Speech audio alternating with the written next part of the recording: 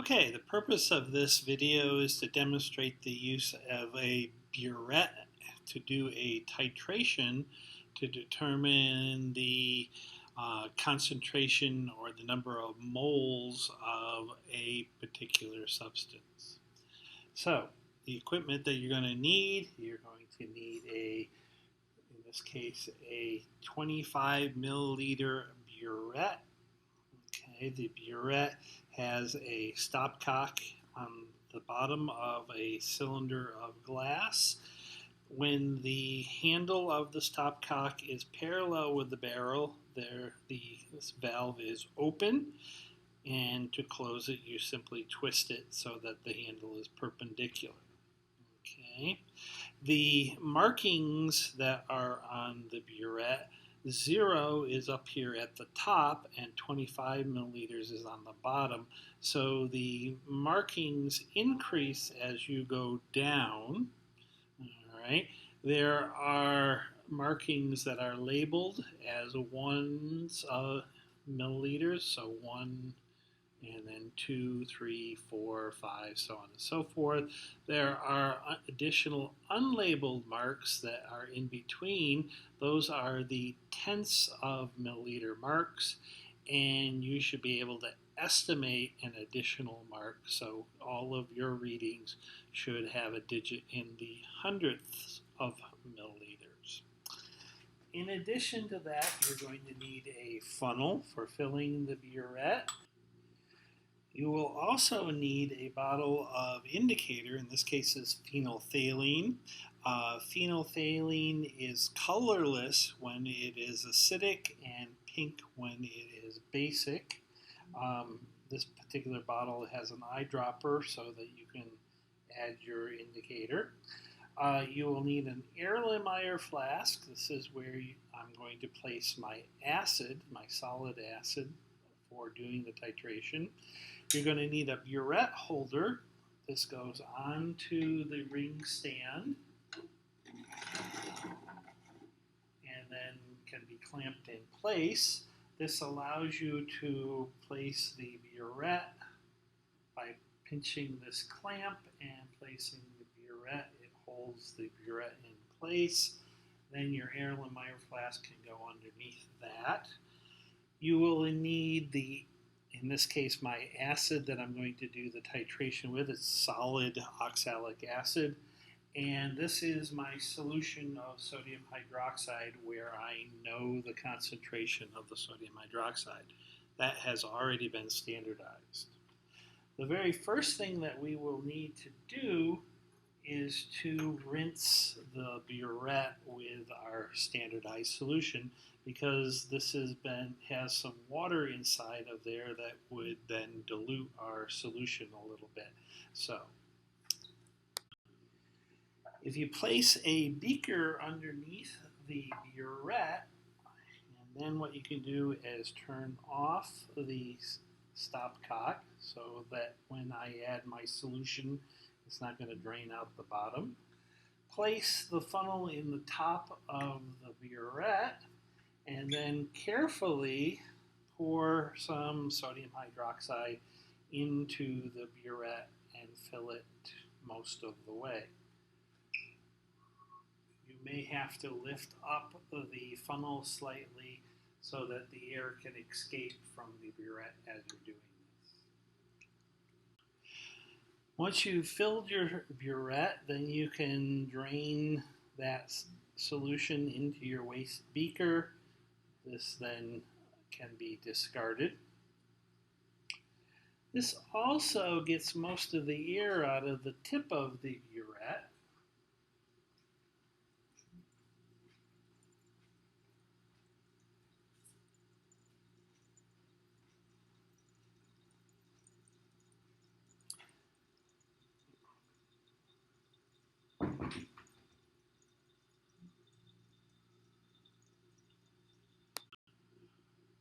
Once you've rinsed your buret, then you can fill it.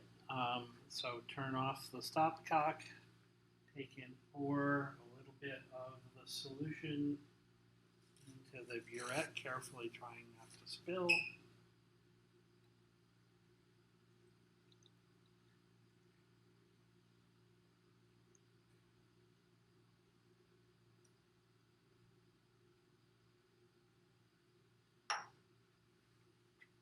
In this case, I've gone a little bit past the 0 milliliter mark, so I can now open up the stopcock and carefully drain that down to at least the 0 milliliter mark or slightly below. Now, at this stage, you'll want to look at the tip of the buret and make sure that the air bubbles have been removed. If you have some air bubbles remaining, you can consult your instructor to remove those air bubbles. But it's very important that you get rid of those before you start your titration. If the air bubbles come out during your titration, that would be volume that would be unaccounted for as part of your titration. At this stage, then, you can replace the beaker with the Erlenmeyer flask. Make sure that you wipe off any sodium hydroxide that might not be on the outside of the burette. Okay. And at this stage, you can take the acid and add it to your Erlenmeyer flask.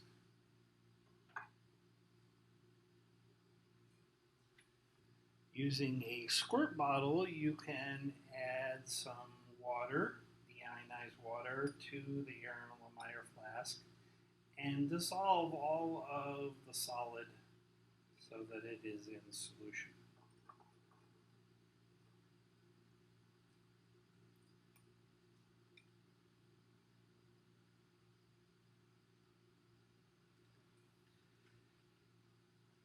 At this stage, you can go ahead and add a drop or two of the phenolphthalein.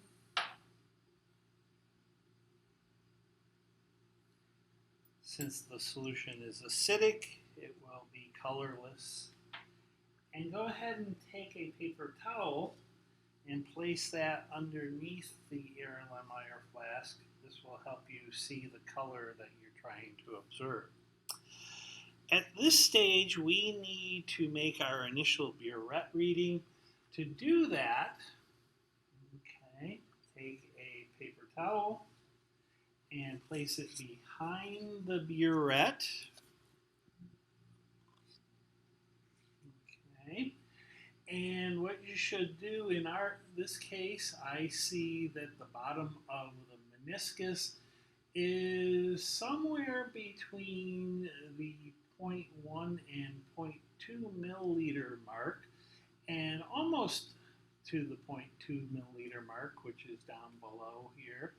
And so I would estimate that this is more than halfway, close to being 0.2, so it is 0.18, maybe 0.19 milliliters.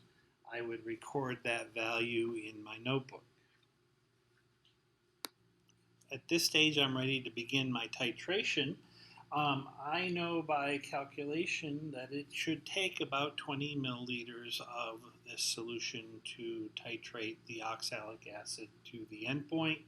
What I can do is run in close to that amount, and at that point I should start to see the pink color develop in the Erlenmeyer flask.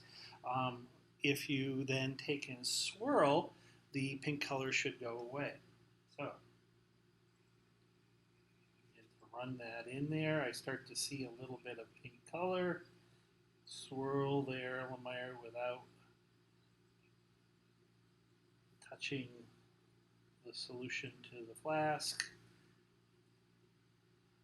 I can turn off the sodium hydroxide, swirl, the pink color goes away. Add some more sodium hydroxide. Get some more pink color.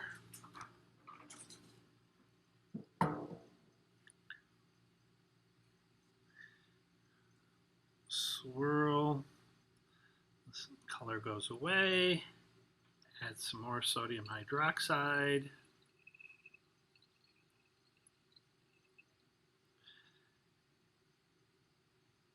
At this stage, I have added a little more than 17 milliliters.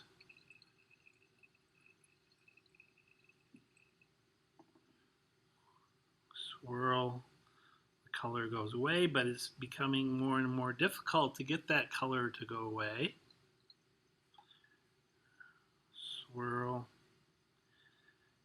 And at this point, I'm going to want to go slowly and carefully by adding a little bit at a time. As I get close, I'm going to be adding drops. Have to practice carefully opening the stopcock to allow just a drop at a time.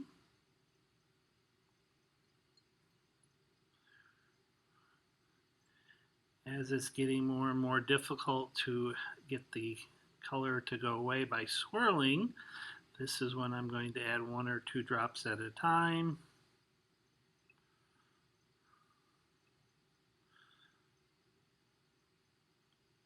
Very close to the end point at this stage. You are looking for the first faint pink color that does not go away. That will be your end point for the titration.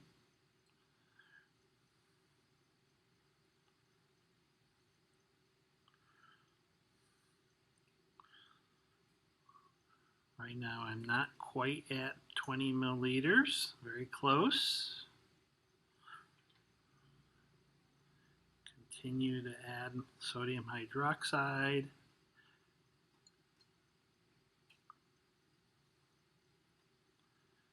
Drop by drop. At this stage, I think I'm very close, so I can actually add a fraction of a drop by allowing a small amount to hang off the tip, and using my squirt bottle, I can squirt that drop down into the solution in the Erlenmeyer flask. Also washing any kind of drops that may have been stuck to the inside of the Erlenmeyer flask. The added water does not affect the number of moles of acid that are in this Erlenmeyer flask, so therefore it doesn't affect the titration. Drop by drop.